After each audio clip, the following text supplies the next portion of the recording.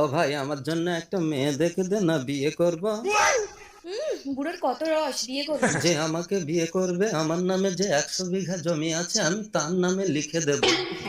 দাদা তুমি আমার গার্লফ্রেন্ডকে বিয়ে করবে? না না, আমি এই বুড়োকে বিয়ে করবো না। এই শোনো আমি কি বলছি, আর তুমি বুড়োকে বিয়ে করে বুড়োর সব জমি তোমার নামে লিখে দিলে, বুড়োকে ফুলসজ্জার হাতে বালিশ চাপা দিয়ে মেরে দিলে, ওই জমি সব আমার হয়ে যাবে। তারপর তুমি আমি তুমি। रुको जरा। না দাদা, আমার গার্লফ্রেন্ড তোমাকে বিয়ে করবে। তুমি রাজি? হ্যাঁ আমি বিয়ে তুমি করবো।